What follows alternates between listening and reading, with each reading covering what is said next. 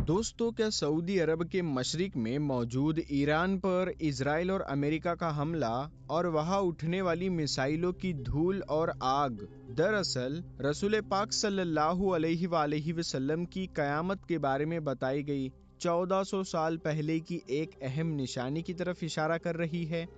क्योंकि हैरत की बात यह है कि जब भी उस इलाके में जंग होती है तो उसके बाद सिर्फ एक मुल्क नहीं बल्कि पूरी दुनिया के हालात बदलने लगते हैं। तेल महंगा होने लगता है, खाने की चीजें महंगी होने लगती है और धीरे धीरे आम इंसान की जिंदगी मुश्किल होने लगती है। लेकिन यह सबसे पहले एक बात साफ समझ लो कि कयामत का इल्म सिर्फ अल्लाह को है। कोई भी इंसान ये नहीं कह सकता कि फला जंग या फला हादसा कयामत की पक्की निशानी है। लेकिन हदीसों में जो बातें बताई गई है उनसे सबक लेना और हालात को समझना बहुत जरूरी है, क्योंकि दुनिया में बड़े बदलाव अचानक नहीं आते। पहले उनके असर दिखाई देते हैं, फिर हालात बदलते हैं और फिर लोगों को समझ आता है कि दुनिया बदल रही है।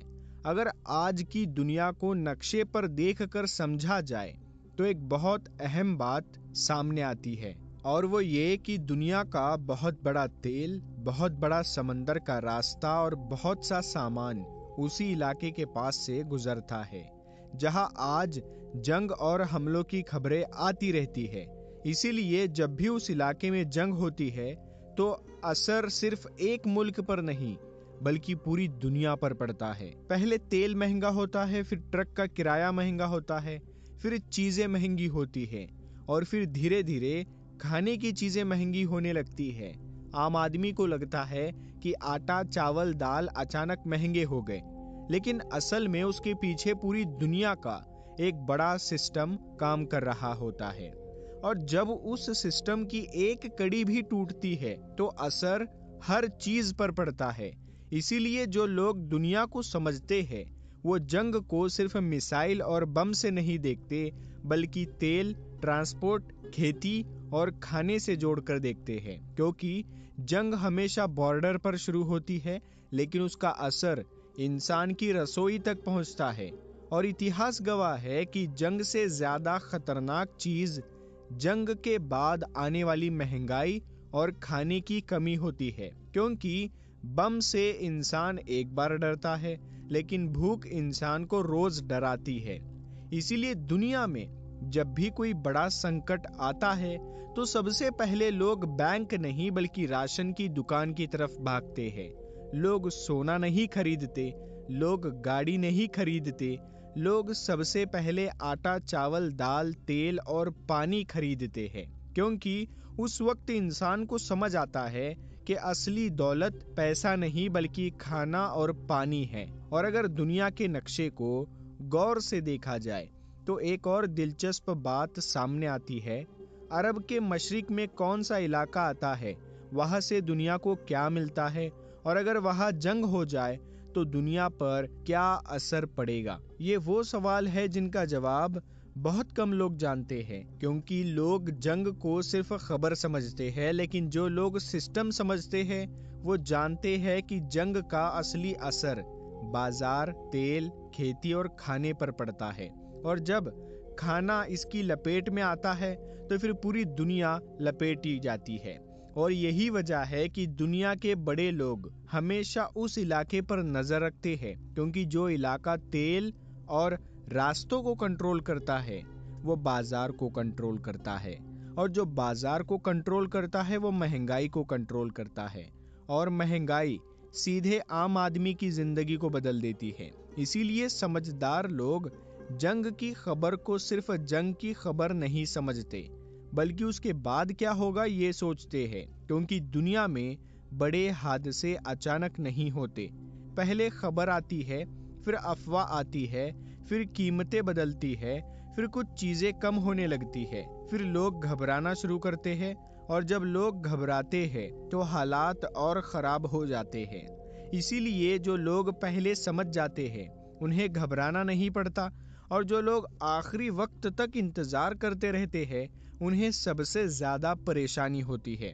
और दुनिया की तारीख बताती है कि जब भी तेल, रास्ते और सामान की आवाजाही रुकती है तो असर सीधे धीरे धीरे खेती पर पड़ता है। खेती कम होती है, खाना कम होता है और फिर महंगाई बढ़ती है और महंगाई धीरे धीरे बड़ी मुश्किल में बदल सकती है।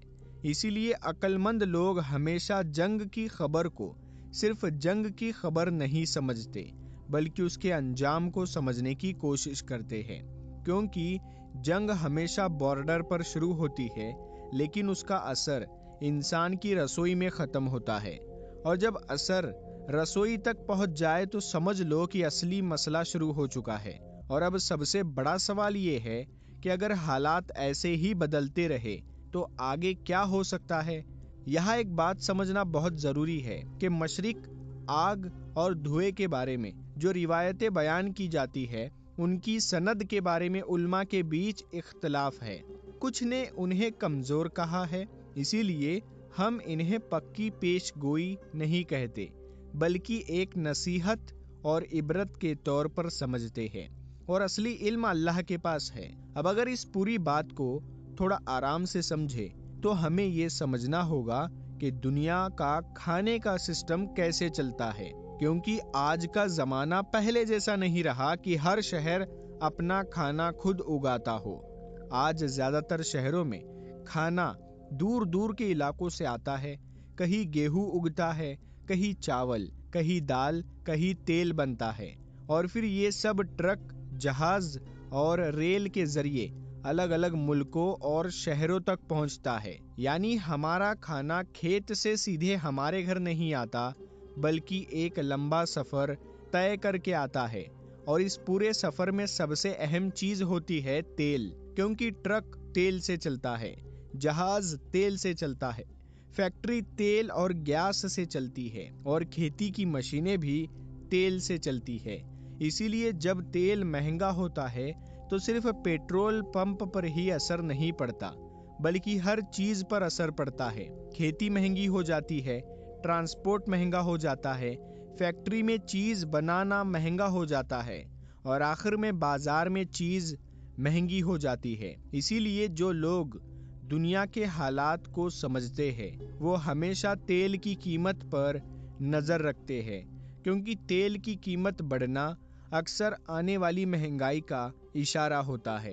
अब यहाँ एक और अहम बात समझो, खेती सिर्फ मिट्टी और पानी से नहीं होती। खेती के लिए खाद चाहिए, दवा चाहिए, मशीन चाहिए, डीजल चाहिए और ये सब चीजें फैक्ट्री में बनती है और फैक्ट्री गैस और तेल से चलती है। अगर गैस महंगी हो जाए या कम हो जाए तो खाद कम बनेगी। अगर खाद कम बनेगी तो फसल कम होगी। अगर फसल कम होगी तो खाना कम होगा और अगर खाना कम होगा तो महंगाई बढ़ेगी। यानी एक चीज दूसरी चीज से जुड़ी हुई है।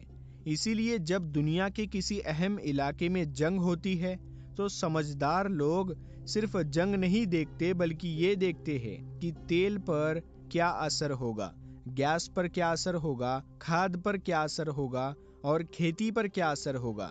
क्योंकि असली असर वही से शुरू होता है और जब खेती पर असर पड़ता है तो उसका असर तुरंत नहीं बल्कि कुछ महीनों बाद दिखाई देता है। क्योंकि फसल उगने में वक्त लगता है, इसीलिए कई बार जंग आज होती है लेकिन खाने की कमी अगले साल दिखाई देती है। और यही वजह है कि इतिहास में कई बार ऐसा हुआ कि जंग खत्म हो गई लेकिन महंगाई और खाने की कमी कई साल तक खत्म नहीं हुई। क्योंकि खेत, फैक्ट्री, रास्ते और व्यापार सब इसकी चपेट में आ चुके होते हैं। इसीलिए समझदार लोग हमेशा आने वाले वक्त के बारे में सोचते हैं, सिर्फ आज के बारे में नहीं। क्योंकि आज बाजार भरा हुआ हो सकता है, लेकिन अगर सप्लाई रुक जाए तो कुछ ही हफ्तों में बाजार खाली भी हो सकता है। आपने देखा होगा जब भी कोई बड़ा लॉकडाउन या डर फैलता है तो लोग सबसे पहले राशन की दुकान पर जाते हैं और कुछ ही घंटों में आटा, चावल, तेल और दाल की बोरियां खत्म हो जाती है। इसका मतलब ये है कि बाजार में हमेशा बहुत ज्यादा स्टॉक नहीं होता, बल्कि कुछ ही दिनों का स्टॉक होता है। अगर सप्लाई रुक जाए तो बाजार बहुत जल्दी खाली हो सकते हैं। इसीलिए समझदार लोग हमेशा ये सोचते हैं कि अगर कुछ दिनों तक बाजार बंद हो जाए तो क्या होगा, अगर ट्रक न आए तो क्या होगा, अगर सप्लाई रुक जाए तो क्या होगा। और यही सोच इंसान को तैयारी की तरफ ले जाती है। तैयारी का मतलब डरना नहीं होता, तैयारी का मतलब अक्लमंदी होता है।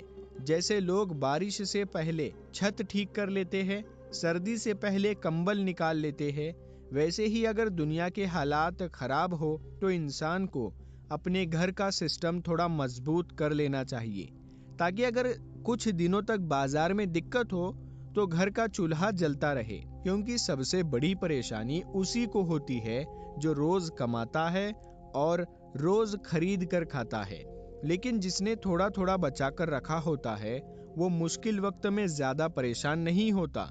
इसीलिए दुनिया के हर मुश्किल दौर में लोगों ने सबसे पहले अनाज जमा किया, क्योंकि अनाज सबसे बड़ी दौलत होता है। पैसा कभी कभी काम नहीं आता, लेकिन खाना हमेशा काम आता है।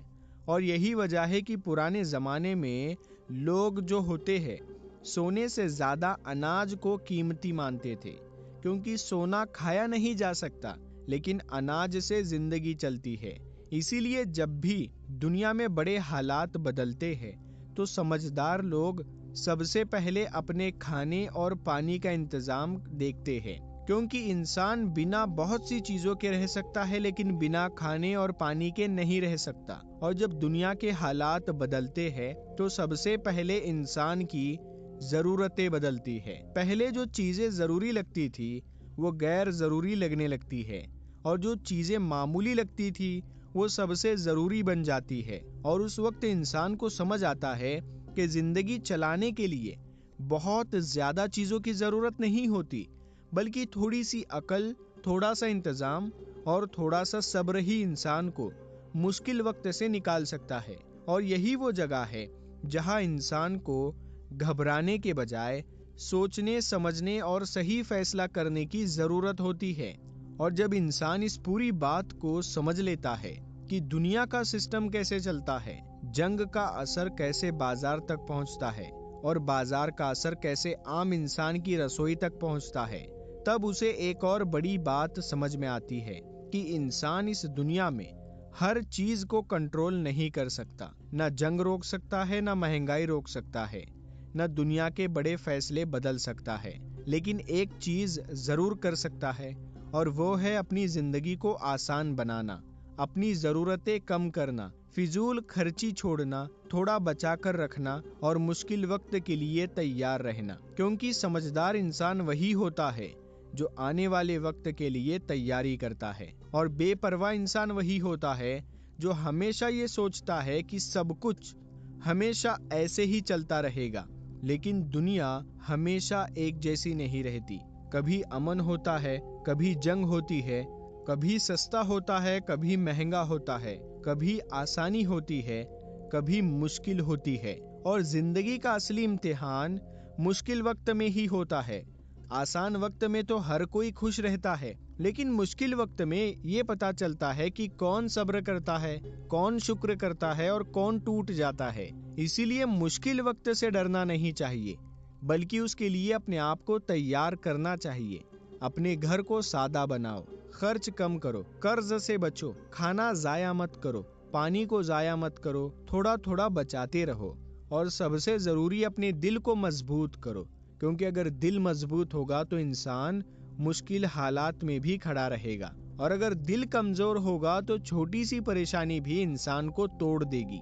और याद रखो, मुश्किल वक्त में सबसे ज्यादा काम 3 चीजें आती है: सब्र, समझदारी और एक दूसरे की मदद। क्योंकि जो लोग मुश्किल वक्त में एक दूसरे का सहारा बनते हैं, अल्लाह तबारक व ताला उनके लिए आसानियां पैदा कर देता है। इसीलिए अपने रिश्ते ठीक रखो, पड़ोसियों का ख्याल रखो, गरीबों का ख्याल रखो, क्योंकि हो सकता है कल हमें भी किसी की मदद की जरूरत पड़े। और एक और बहुत बड़ी हकीकत ये है कि इंसान सोचता है कि उसका घर, उसका पैसा, उसका सामान उसे बचा लेगा, लेकिन असल में इंसान को अल्लाह तबारक व ताला बचाता है। अगर अल्लाह हिफाजत करे तो कम चीजों में भी जिंदगी आराम से गुजर जाती है, और अगर अल्लाह की हिफाजत ना हो तो बहुत सारी चीजें होने के बावजूद इंसान परेशान रहता है। इसीलिए सबसे जरूरी चीज सिर्फ इंतजाम नहीं बल्कि अल्लाह से रिश्ता है। नमाज, दुआ, तौबा, सदका, ये चीजें इंसान को अंदर से मजबूत बनाती है।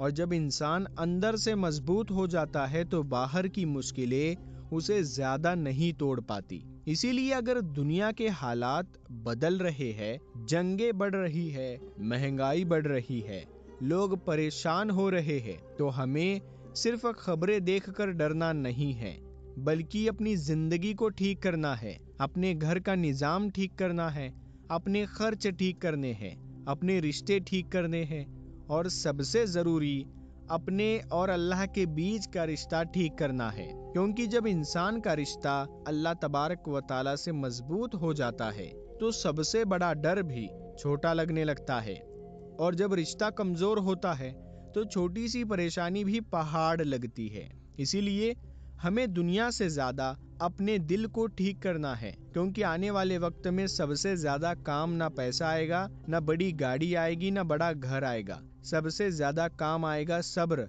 ईमान, अच्छे लोग, थोड़ा सा खाना, थोड़ा सा पानी और दिल का सुकून। और आखिर में अल्लाह से दुआ है कि या अल्लाह हमें हर तरह के फितनों से महफूज फरमा, हमें भूख, डर, जंग, महंगाई और मुश्किल हालात से बचा, हमारे घरों में अमन, बरकत और सुकून अता फरमा, हमें सब्र करने वाला बना, शुक्र करने वाला बना और हर हाल में तुझ पर भरोसा करने वाला बना। आमीन या रब्बुल आलमीन।